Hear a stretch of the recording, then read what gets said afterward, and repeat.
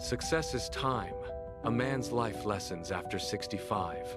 Kenji sat in the quiet golden light of his morning garden, the steam from his oolong tea curling into the air like a dragon's breath. At 65, the world felt slower and more vibrant than it ever had in the frantic rush of his youth. He closed his eyes and reached across the decades to the young man he used to be, carrying a heavy truth he wished he had known back then. At 25, Kenji had been a whirlwind of ambition. He lived by the clock, his eyes always fixed on a glowing screen or a mounting pile of paperwork.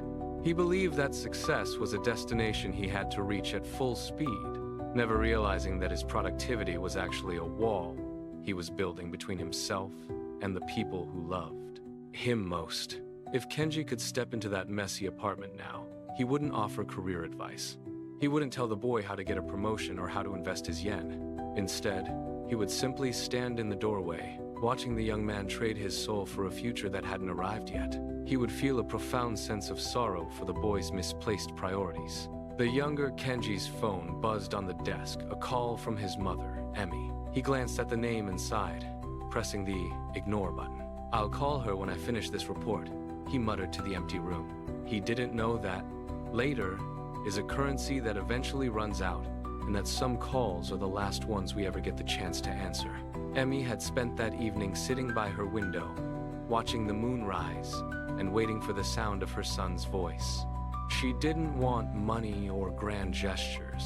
She simply wanted to hear about his day. In his rush to be someone, Kenji had forgotten that to his mother, he was already the most important person in the world. This was the biggest regret of Kenji's life, the silence he chose over her voice. He had spent years climbing a ladder, only to realize it was leaning against the wrong wall. When Emmy passed away suddenly a week later, no amount of professional success could fill the void left by that one unreturned phone call. "Listen," the older Kenji would whisper to his younger self.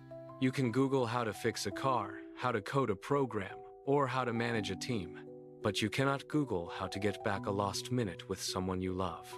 The most important work you will ever do happens outside of the office, in the quiet moments of connection." The older Kenji placed a hand on the younger man's shoulder, though the boy couldn't feel it. "Success is not a number in a bank account," he said softly. "It is the ability to look back at your life and know that you didn't trade your presence for a paycheck. It is being there for the people who won, be there forever." Older Kenji stood up from his porch, his joints giving a familiar, rhythmic pop. He didn't regret the gray in his hair. It was a badge of the wisdom he had earned the hard way. He spent his afternoons now visiting his neighbors, calling his friends, and tending to his garden, ensuring that no later was left to chance.